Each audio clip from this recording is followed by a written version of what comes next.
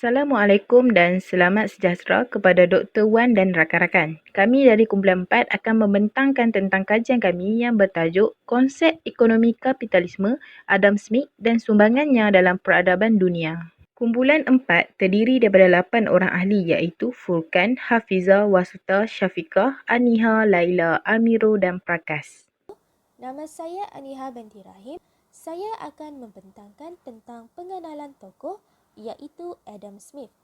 Kumpulan kami memilih tajuk ini kerana ingin mengetahui lebih lanjut tentang konsep ekonomi kapitalisme Adam Smith. Kita memilih Adam Smith sebagai tokoh barat dalam kajian kami kerana beliau merupakan tokoh yang kurang diberikan pendedahan. Selain itu, untuk mengkaji kefahaman Adam Smith terhadap konsep ekonomi kapitalisme, kumpulan kami akan menganalisis konsep tersebut melalui aspek teori ekonomi beliau. Akhir sekali, untuk memahami lebih mendalam tentang sumbangan-sumbangan Adam Smith.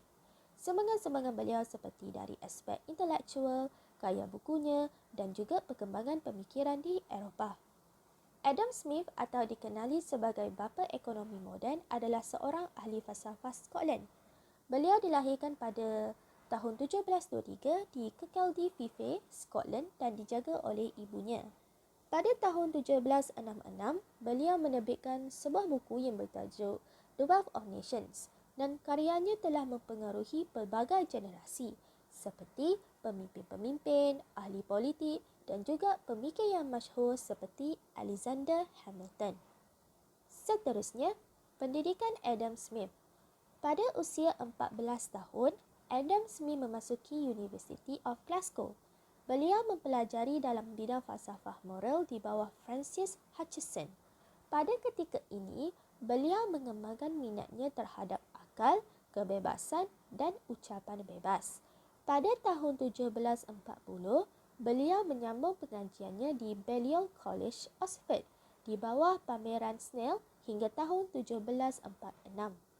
Beliau lulus pendidikannya dengan pengetahuan yang luas mengenai sastera Eropah. Bukan itu sahaja, pada tahun 1751, beliau juga dilantik sebagai ketua logik kemudian ketua falsafah moral pada tahun 1752 di University Glasgow. Adam Smith juga digambarkan sebagai bapa pengasas ekonomi. Kebanyakan perkara yang kini dianggap sebagai kepercayaan standard adalah merupakan teori mengenai pasaran yang dikembangkan oleh beliau. Teori tersebut adalah daripada teori sentimen akhlak, iaitu karya yang diterbit oleh beliau pada tahun 1759. Dan pada tahun 1766, beliau menerbitkan karya teragungnya yang berjudul Satu Pertanyaan Tentang Alam dan Sebab Kekayaan Bangsa, atau yang dikenali pada hari ini adalah Kekayaan Bangsa. Selain itu, menurut Smith dalam teori sentimen moral, beliau mengembangkan asas untuk sistem moral umum. Ini merupakan teks yang penting dalam sejarah pemikiran moral dan politik kerana ia memberikan asas etika, psikologi, metodologi dan falsafah kepada karya-karya Smith yang kemudiannya. Definisi ekonomi mengikut konteks pemikiran Adam Smith. Yang pertama adalah kekayaan bangsa. The Wealth of Nations iaitu siri kelima dan dianggap sebagai karya moden yang pertama dalam bidang ekonomi. Dalam karya tersebut, Adam Smith berusaha mendedahkan sifat dan penyebab kemakmuran negara dengan menggunakan contoh yang terperinci. Melalui pemerhatiannya, beliau mengembangkan kritikan terhadap sistem ekonomi. Kritikan Smith yang paling umum adalah terhadap merkantilisme dan konsepnya mengenai tangan yang tidak kelihatan yang memandu kegiatan ekonomi. Yang terakhir adalah pengkhususan. Adam Smith merupakan orang pertama yang memahami dua fenomena tersebut dalam teori pengkhususan. Fenomena pertama adalah ekonomi moden menghasilkan wang yang begitu banyak terutama kepada golongan elit. Fenomena kedua adalah ramai rakyat biasa merasakan bahawa pekerjaan yang mereka lakukan hari ini sangat membosankan dan tidak bermakna. Beliau mengatakan di dalam urusan bisnes moden, Urusan atau tugasan kebiasaannya diuruskan oleh seorang individu dalam satu masa. Tetapi ia lebih menguntungkan sekiranya tugasan itu dibahagi dan dilakukan oleh lebih ramai pekerja. Smith menamakan kaedah ini sebagai momentous development. Nama saya Wasuta Syaurai akan membentangkan tentang pengertian kapitalisme dan sejarah kapitalisme. Pengertian kapitalisme. Kapitalisme merupakan sebuah perkataan yang disamakan dengan terma capital yang bermaksud dana atau modal dan difahami sebagai alat fabrikasi umpama wang dan tanah. Kata isme pula bermaksud faham atau ajaran. Kapitalisme diperkenalkan pada pertengahan abad ke-19 oleh Karl Marx, pengasas komunisme. Adam Smith mendefinisikan kapitalisme sebagai sebuah sistem ekonomi bercirikan pemilikan perorangan atas alat-alat produksi, distribusi dan penguasaan bagi mendapatkan keuntungan dalam keadaan yang kompetitif. Max Weber pula mendefinisikan kapitalisme sebagai sebuah cara produksi komoditi yang berlandaskan kerja berhonorarium untuk dipasarkan dan sebagai sistem produksi komoditi berdasarkan kerja bergaji untuk dijual dan dijualbelikan dalam rangka untuk mendapatkan laba. Karl Marx mendefinisikan kapitalisme sebagai corak atau pengenalan kepada golongan kapitalis. Seterusnya, Ayn Rand mendefinisikan kapitalisme sebagai pelaksanaan suatu sistem sosial yang berlandaskan kepada pengakuan ke atas hak-hak peribadi, termasuk hak milik di mana semua pemilikan adalah eksklusif. Selain itu, sistem ekonomi kapitalis adalah suatu sistem yang memberikan kebebasan yang cukup besar bagi pelaku-pelaku ekonomi untuk melakukan kegiatan yang terbaik bagi kepentingan individu ke atas sumber-sumber ekonomi atau faktor-faktor pengeluaran. Sejarah kapitalisme. Kapitalisme muncul di Eropah pada abad ke-16 dan muncul dari pemikiran kaum ilmiah yang pada awalnya berfikir untuk mewujudkan kesejahteraan kaum buruh di Eropah.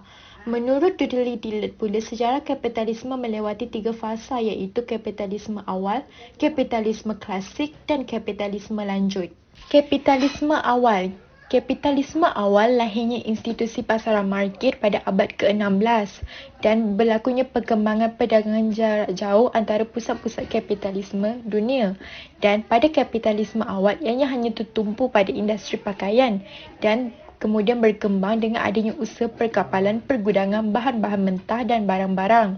Kemudian, kapitalisme klasik. Kapitalisme klasik berlakunya perpindahan dari perdagangan terbuka kepada bidang industri. Di sini juga bermulanya penciptaan mesin-mesin besar yang sangat berguna kepada industri. Kemudian, pengenalan kepada tokoh yang disebut sebagai bapa kapitalisme iaitu Adam Smith. Seterusnya, kapitalisme lanjut. Kapitalisme lanjut terjadinya peristiwa Perang Dunia Pertama di mana ianya memfokuskan 3 momentum. Pertama, perselisihan dominasi modal dari Eropah ke Amerika. Kedua, bangkitnya kesedaran bangsa-bangsa di Asia dan Afrika sebagai capaian dari kapitalisme klasik. Dan ketiga, Bolshevik Rusia yang berhasrat untuk menjatuhkan institusi fundamental kapitalisme. Saya Muhammad Furqan Anwar bin Muhammad Rafidi ingin menerangkan bahagian seterusnya iaitu ciri-ciri sistem ekonomi kapitalisme. Terdapat 4 ciri sistem ekonomi kapitalisme, antaranya adalah berorientasikan keuntungan. Ini bermaksud semua individu dan swasta memaksimumkan keuntungan demi bertahan dan bersaing dalam pasaran. Yang kedua, jaminan hak milik perseorangan. Ini bermaksud setiap individu dan swasta mempunyai hak kekayaan peribadi dan hak menggunakan sumber pengeluaran. Yang seterusnya, persaingan bebas. Persaingan bebas bermaksud wujud persaingan dalam pasaran, malah persaingan terjadi antara penjual dan pembeli. Dan yang terakhir, harga sebagai penentu. Mekanisme harga menentukan harga keseimbangan antara permintaan dan penawaran barang atau perkhidmatan. Seterusnya, saya akan menerangkan bahagian jatuh bangun di Eropah, sistem ekonomi kapitalisme. Sistem ekonomi kapitalisme bertahan dari suku abad ke-18 dan pertengahan pertama abad ke-19. Pada tahun 1929, berlakunya kemelesatan ekonomi, maka sistem ini ditambah baik dengan kawalan pemerintah dalam perbelanjaan. Pada tahun 1929 juga, wujudnya general teori dari Keynes yang telah banyak membantu memulihkan masalah ekonomi. Teori Keynes ini juga telah mendominasikan negara-negara industri selama 30 tahun. Pada akhir tahun 1973, berlakunya krisis minyak bumi yang telah mengakibatkan kejatuhan ekonomi dunia yang besar seperti inflasi dan pengangguran. Teori Keynes tidak mampu memberi penyelesaian bagi krisis tersebut. Malah teori ini juga dianggap sebagai punca krisis. Oleh itu, munculnya kaedah baru iaitu sistem ekonomi kapitalis dan neoliberalis dalam kerangka liberalisme yang lebih sistematik. Terdapat 4 kerangka utama neoliberalisme, antaranya adalah pasaran bebas. Pasaran bebas bermaksud swasta bebas daripada tanggungjawab terhadap permasalahan sosial dan pemindahan modal dan barang.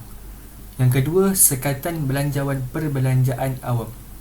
Ini bermaksud belanjawan awam dikurangkan dan dibataskan untuk kestabilan APBN, iaitu Anggaran Pendapatan dan Belanja Negara. Yang ketiga, pembatalan peraturan. Pembatalan peraturan bermaksud pengurangan atau penghapusan peraturan-peraturan yang menghalang kepentingan perniagaan perbadanan dan pemilik modal. Dan yang terakhir, menghilangkan konsep barang awam. Ini bermaksud pemindahan tanggungjawab perolehan barang dan layanan awam dari tangan negara menjadi tanggungjawab individu. Masyarakat juga harus mencari penyelesaian sendiri dalam memenuhi keperluan hidup mereka. Saya Syafiqah. Sekarang saya akan membentangkan tentang perbezaan kapitalisme dan sosialisme. Bahagian ini akan menerangkan tentang perbezaan kedua-dua sistem ekonomi ini. Antara negara yang mengamalkan sistem ekonomi kapitalisme ialah Kanada, United Kingdom, Amerika Syarikat, Jerman, Perancis dan Australia. Manakala antara negara yang mengamalkan sistem sosialisme adalah Rusia. Ekonomi sosialisme menekankan tentang ekonomi secara kerjasama dan khidmat sosial iaitu hak milik bersama antara individu dan juga negara. Sistem ekonomi ini dikawal, diurus dan dimiliki oleh kerajaan. Perbezaan yang pertama ialah hak milik. Kapitalisme menggunakan konsep hak milik persendirian iaitu individu yang memiliki harta adalah pemilikan secara individu. Contohnya, pemilikan tanah secara individu dan tiada pihak lain yang akan mendapat sebahagian daripada keuntungan yang dimiliki oleh individu tersebut. Hak milik perorangan merupakan elemen penting dalam ekonomi ini.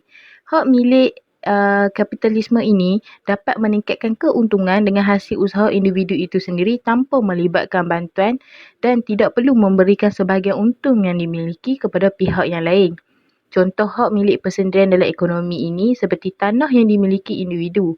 Individu tersebut mampu mengusahakan tanah untuk meningkatkan lagi kekayaannya dengan menggunakan tanah sebagai modal bagi membina industri seperti pembinaan kilang-kilang untuk aktiviti perindustrian. Manakala, bagi hak milik ekonomi sosialisme pula mempunyai ciri hak milik bersama. Hal ini kerana kekayaan sumber yang sedia ada adalah hak milik bersama individu dan negara. Ciri ini menunjukkan bahawa terdapatnya kesaksamaan pekerjaan dan keuntungan. Dapat diringkaskan bahawa ciri ini menyebabkan masyarakat tidak memiliki kelebihan untuk mempunyai pekerjaan yang lebih baik kerana semua faedah keuntungan dibahagikan secara sama rata. Hal ini telah menyebabkan pemilikan secara perseorangan terkawal. Seterusnya ialah sistem pemberian gaji. Sistem pemberian gaji dalam kapitalisme adalah mengikut kualiti yang dihasilkan oleh buruh dan buruh mempunyai hak untuk mendapatkan gaji yang lebih sebagai bonus atau ganjaran kerana bekerja lebih baik daripada pekerja-pekerja yang lain. Sistem ini juga memberikan hak kepada buruh untuk mendapatkan gaji yang lebih tinggi jika mereka mempunyai kemahiran yang diperlukan oleh majikan. Kekurangan penawaran untuk pekerjaan telah menjadikan masyarakat berusaha untuk mendapatkan pekerjaan yang lebih baik dengan berusaha mengelak kemahiran yang dimiliki untuk mendapatkan gaji yang lebih tinggi. Contoh, terdapat 3 jenis pekerja iaitu pekerja berkemahiran, pekerja kurang mahir dan pekerja tidak mahir. Berdasarkan ketiga-tiga pekerja ini, kadar pendapatan yang akan diberikan oleh majikan adalah berbeza di antara satu sama lain. Pengagihan sistem pemberian gaji dalam ekonomi sosialisme pula berbeza berbanding dengan kapitalisme. Sistem ini menekankan konsep pemberian gaji secara agihan yang sama rata kepada buruh dan majikan. Pengagihan pendapatan yang sama adalah untuk merapatkan jurang antara kaya dan miskin. Pengagihan kekayaan secara adil ini adalah untuk memastikan masyarakat sentiasa mempunyai peluang untuk mencapai hasil ekonomi negara. Kaedah pengagihan gaji kepada individu adalah dibagikan sama rata kerana sistem ini mementingkan aspek kesaksamaan pendapatan dan pengagihan gaji secara sama rata. Berikutnya ialah kaedah pasaran. Bagi sistem kapitalisme, ianya menggunakan kaedah pasaran yang bebas iaitu kebebasan kepada pihak pengeluar dan pembeli dalam pasaran. Kaedah pasaran bebas ini telah memberi hak dan kuasa kepada sistem harga yang ditentukan oleh permintaan dan penawaran. Melalui penawaran dan permintaan ini, pengeluar mendapat peluang untuk mencari keuntungan dengan mengenal pasti jenis produk yang diminati dan sesuai dengan kehendak serta keperluan si pembeli. Sistem ini telah memberi kelebihan kepada pembeli untuk membuat pemilihan dari segi harga, mutu, minat terhadap produk yang ditawarkan. Manakala bagi sistem sosialisme pula, ianya mempunyai kaedah pasaran yang ditentukan oleh kerajaan kerana terikat dengan undang-undang dan dasar sosialisme. Segala kegiatan ekonomi dalam sistem ini akan dirancang oleh pemerintah. Individu mempunyai hak untuk bekerja tetapi mereka tidak boleh memilih pekerjaan pilihan mereka kerana pendudukan hanya ditentukan oleh pihak berkuasa. Sosialisme menggunakan kaedah ini kerana sistem sosialisme sendiri lebih bersifat demokrasi. Justru itu, dalam sistem ini, sosialisme mengawal kegiatan industri dan menggantikan prinsip pasaran bebas dengan prinsip kebajikan sosial. Selain itu, pencapaian buruh untuk bekerja juga mempunyai perbezaan. Dalam sistem kapitalis, kekayaan adalah milik secara bebas dan jika individu tersebut berusaha pasti akan dapat mengauk keuntungan terutama harta yang sememangnya sedia ada dimilikinya. Dalam sistem ini, terdapat motivasi untuk memastikan individu sentiasa terus bekerja dan meningkatkan kemahiran yang sedia ada.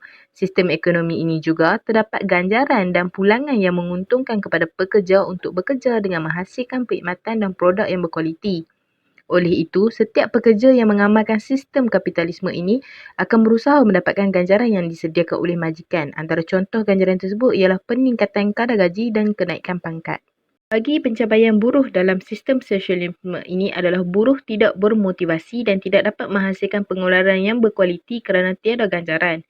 Pekerja tidak bebas untuk memiliki gaji yang lebih walaupun berusaha untuk menghasilkan produk yang berkualiti dan mempunyai kemahiran tertentu. Hal ini disebabkan kerajaan telah mengawal dan memantau sepenuhnya ekonomi. Konsep nationalisation mula diperkenalkan iaitu kilang dan ladang dimiliki dan dikawal oleh kerajaan. Sistem sosialisme ini memfokuskan kepada pembangunan industri yang menyebabkan pengagihan gaji secara sama rata. Kesannya, buruh dalam sistem ini tidak mendapat motivasi sebaiknya dan melahirkan buruh yang tidak mahir serta berlakunya pembaziran sumber. Dapat disimpulkan bahawa sistem ini memberi kesan ekonomi yang tidak begitu adil walaupun ianya sangat mementingkan kebajikan bersama. Hal ini kerana masih terdapat pihak tertentu seperti ketua dan ahli parti birokrasi menikmati kekayaan dan keselesaan yang tidak boleh dinikmati oleh masyarakat lain. Akhir sekali, ciri yang membezakan kapitalisme dan sosialisme ialah kaedah urusan dalam sistem. Kaedah urusan dalam sistem kapitalisme ini telah diterangkan oleh Adam Smith pada tahun 1776 iaitu dalam bukunya Wealth of Nations yang mempunyai hujahan mengenai piagam kebebasan yang diberikan kepada individu atau masyarakat untuk mendapatkan kemajuan melalui usaha sendiri. Segala aktiviti dalam ekonomi ini bertujuan untuk mendapatkan untung adalah hasil usaha individu itu sendiri tanpa bantuan mana-mana pihak. Sistem ini memberi hak dan kuasa kepada individu untuk membuat keputusan dan kerajaan tiada hak terhadap harta persendirian seperti pemilikan tanah. Antara contoh kaedah urusan dalam sistem ini ialah individu tersebut sebagai pelabur yang membuat keputusan penuh. Individu tersebut mempunyai hak untuk membuat keputusan produk apa yang hendak dikeluarkan dan di mana lokasi kilang yang hendak dibina. Yang penting, individu tersebut mempunyai hak milik terhadap harta dan bebas membeli peralatan dan mengambil pekerja tanpa meminta persetujuan orang tengah. Untuk sistem ekonomi sosialisme pula, ianya lebih menekankan aspek pengawalan idea dan nilai serta kepercayaan berbanding kuasa untuk kepentingan diri sendiri dalam sistem kapitalisme.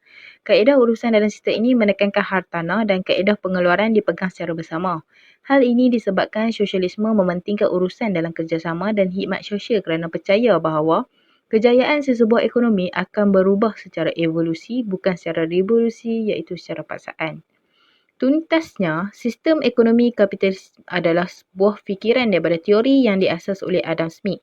Teorinya menekankan bahawa setiap individu mempunyai kebebasan untuk berusaha dalam persaingan sempurna. Negara tidak boleh campur tangan dalam kegiatan ekonomi kapitalis. Manakala bagi sistem sosialisme pula, semua aktiviti ekonomi dimiliki oleh negara. Semua keuntungan yang diperolehi akan digunakan untuk kepentingan masyarakat.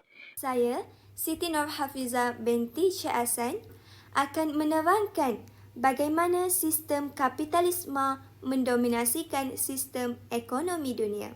Perkembangan yang berlaku dalam tempoh suku dekad yang lampau telah menyebabkan sistem ini begitu berpengaruh mencorakkan transformasi ekonomi dan sosial yang berlaku di negara-negara membangun, khususnya di Malaysia. Kemasukan modal dan pelaburan yang melimpah ruah menandakan suatu masa perkembangan ekonomi kapitalisme yang berlaku dan mula menguasai dasar-dasar pembangunan negara.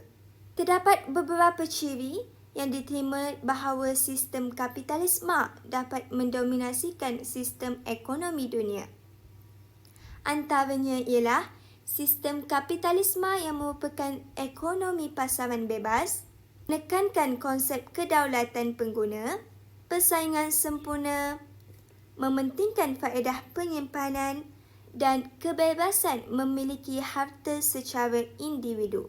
Seterusnya, ia merupakan ekonomi pasaran bebas, di mana ianya mementingkan faedah bandingan dan keuntungan yang menyebabkan pasaran menjadi bebas dengan tidak menggalakkan campur tangan daripada pihak pemerintahan, khususnya pihak kerajaan.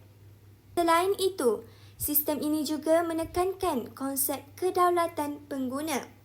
Pasaran yang ditawarkan oleh pengeluar seperti golongan kapitalis yang berusaha menyediakan keperluan dan kehendak kepada pengguna, supaya pengguna dapat menikmati pengeluaran yang ditawarkan dengan kualiti dan kuantiti yang sesuai dalam pasaran. Sehubungan dengan itu, sistem kapitalisme ini akan dapat mendominasikan sistem ekonomi dunia kerana berlakunya perusahaan bebas yang menyebabkan persaingan sempurna. Ia terdapat ramai pengguna dan pengeluar yang menyebabkan mereka tiada kuasa untuk mempengaruhi pasaran serta memberi kesan terhadap pasaran yang dipengaruhi oleh permintaan dan penawaran. Sebagai contoh, sabun, shampoo dan obat gigi yang merupakan barangan homogen, iaitu produk yang terdiri daripada pelbagai bahagian-bahagian yang sama atau sejenis. Seterusnya, sistem kapitalisme ini juga mementingkan kaedah penyimpanan. Setiap individu atau masyarakat mempunyai hak untuk menyimpan harta sebagai hak milik persendirian dan menambahkan timbunan kekayaan. Justru itu, ianya disokong dalam teori tradisional neoklasik yang menyatakan bahawa sistem kapitalisme menambahkan kekayaan untuk mengumpul harta dan membuat penyimpanan. Harold Domar turut percaya bahawa jika pelaburan yang tinggi dapat meningkatkan lagi pertumbuhan ekonomi dan KDNK meningkat apabila simpanannya meningkat. Akhir sekali, pendekatan kapitalisme yang berfokus kepada kebebasan memiliki harta secara individu. Individu dan masyarakat diberi hak dan peluang untuk berusaha mencari kekayaan dengan modal yang dimiliki kerana tiada pihak lain yang akan cuba mendapatkan keuntungan sebahagian yang diusahakan. Seseorang mempunyai kuasa penuh terhadap hartanya dan bebas menggunakan sumber-sumber ekonomi menurut cara yang dikehendakinya. Setiap individu berhak memiliki manfaat yang diperolehi daripada produksi dan distribusi serta bebas untuk melakukan pekerjaan. Seterusnya, saya, Laila Kristina, akan menyambung topik perbincangan pada hari ini dengan menerangkan dengan lebih lanjut mengenai kebaikan dan keburukan sistem ekonomi kapitalisme. Untuk bahagian yang pertama, saya akan memulakan dengan kebaikan sistem kapitalisme. Setiap sistem ekonomi yang dibentuk pastilah memiliki kelebihan atau keunggulan masing-masing. Antara kelebihan sistem ekonomi kapitalisme adalah: pertama, mendorong kebebasan politik; yang kedua, peningkatan inovasi; yang ketiga, insentif untuk kecekapan; dan yang terakhir, pertumbuhan ekonomi. Kelebihan yang pertama adalah kebebasan politik. Kebebasan ekonomi mendorong kebebasan politik. Ketika pemerintah memiliki alat penghasilan dan menetapkan harga, biasanya menghasilkan negara yang kuat dan birokrasi besar yang dapat menyebar ke aspek kehidupan yang lain. Sistem kapitalisme juga meningkatkan inovasi. Kapitalisme dicirikan oleh dinamik di antara pengusaha dan perniagaan, di mana mereka berusaha untuk mencipta dan mengembangkan produk yang menguntungkan. Oleh itu, mereka tidak akan berhenti dalam mengusahakan produk baru yang mungkin popular di kalangan pengguna. Ini boleh menyebabkan pengembangan produk dan pilihan barangan yang lebih luas. Kelebihan yang ketiga, kita akan lihat dari segi kecekapan. Syarikat dalam masyarakat kapitalis menerima insentif untuk menjadi cekap dan menghasilkan barangan permintaan. Insentif ini memberi tekanan kepada perniagaan untuk mengurangkan perbelanjaan dan meningkatkan produktiviti. Perusahaan milik kerajaan seringkali lebih tidak cekap berbanding perusahaan milik swasta. Hal ini kerana perusahaan milik kerajaan kurang bersedia untuk melepaskan lebihan pekerja dan lebih sedikit insentif untuk bereksperimen dengan amalan kerja baru yang inovatif. Kelebihan yang terakhir yang akan saya bincangkan pada petang ini adalah pertumbuhan ekonomi. Dengan pemberian insentif untuk perusahaan dan individu untuk menjadi lebih inovatif dan bekerja keras, maka akan wujudnya iklim inovasi dan pengembangan ekonomi.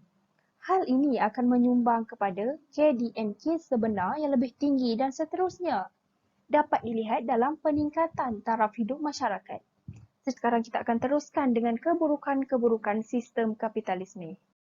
Terdapat 4 keburukan sistem kapitalisme yang akan saya terangkan pada petang ini, iaitu monopoli, monopsoni, manfaat sosial diabaikan dan juga ketidaksamaan. Monopoli merupakan satu kuasa struktur pasaran yang dicirikan oleh penjual tunggal dan juga menjual produk unik di pasaran. Di dalam pasaran monopoli, penjual tidak menghadapi persaingan kerana dia adalah satu-satunya penjual barang tanpa ganti. Pemilikan modal swasta membolehkan syarikat memperoleh kuasa monopoli di pasaran produk dan buruh. Syarikat dengan kuasa monopoli dapat memanfaatkan kedudukan mereka dengan mengenakan harga yang lebih tinggi kepada pengguna. Kelemahan yang kedua adalah dari aspek kuasa monopsoni. Monopsoni berlaku apabila terdapat satu pembeli dan banyak penjual. Di pasaran buruh, monopsoni akan berlaku dengan seseorang majikan dan banyak pekerja yang ingin mendapatkan pekerjaan. Dalam erti kata lain, kekuatan monopsoni ini membolehkan syarikat mengeksploitasi pekerja dengan menetapkan gaji yang lebih rendah dan menggunakan pekerja yang lebih sedikit daripada di pasaran yang kompetitif. Sistem kapitalisme ini tidak mementingkan manfaat sosial. Pasaran bebas akan mengabaikan eksternaliti, iaitu kesan daripada aktiviti perindustrian atau komersial yang mempengaruhi pihak lain tanpa tercermin dalam harga pasaran. Sebagai contohnya, pendebungaan tanaman di sekitarnya oleh lebah yang dipelihara untuk madu. Sesebuah syarikat kapitalis yang mencari keuntungan cenderung untuk mengabaikan eksternalitis negatif seperti pencemaran dari pengeluaran yang dapat merosakkan taraf hidup masyarakat.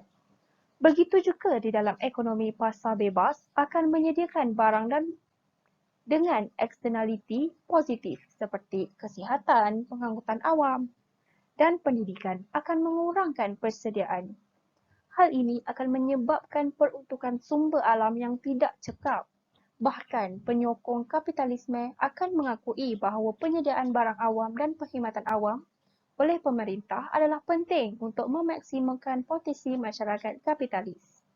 Keburukan yang terakhir ialah ketidaksamaan. Kapitalis berpendapat bahawa masyarakat kapitalis adalah adil kerana mereka mendapat ganjaran dari kerja keras mereka. Tetapi masyarakat elit ini hanya menjadi kaya hasil daripada mewarisi kekayaan atau dilahirkan di dalam keluarga berada. Oleh itu, masyarakat kapitalis tidak hanya gagal mewujudkan kesamaan hasil tetapi juga gagal memberikan persamaan peluang. Nama saya Nitya Prakash, anak lelaki Ganesan. Seterusnya, saya akan menerangkan tentang sumbangan-sumbangan Adam Smith. Sumbangan dari segi intelektual. Adam Smith merupakan pengasas disiplin ekonomi moden. Ini kerana beliau memperkenalkan satu teori bahawa dengan memberi keutamaan untuk mengakhiri feodalisme dan memperkenalkan laissez-faire, iaitu pemerintah yang berdasarkan pasaran bebas, individu dapat membangun kehidupan yang lebih beretika. Dalam bukunya, Theory of Moral Emotions, beliau menulis beberapa teori motivasi yang cuba memastikan bahawa perasaan kepentingan diri ditekankan. Seterusnya, karya The Wealth of Nations. Beliau menyatakan bahawa pasaran di bawah sesuatu syarat mengaturi sistem dengan sendirinya akan mengeluarkan lebih banyak barangan daripada satu pasaran yang terkawal yang menjadi satu perkara yang biasa pada waktu itu.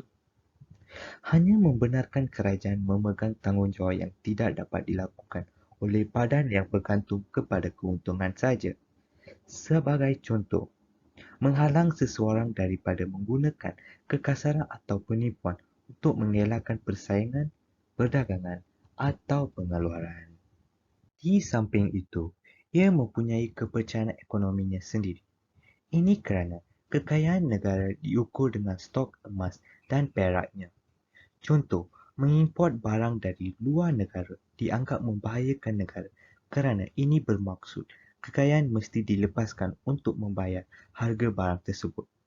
Barang yang diimport dianggap baik kerana kekayaan iaitu logam, emas dan perak dikembalikan kepada mereka dalam bentuk kekayaan.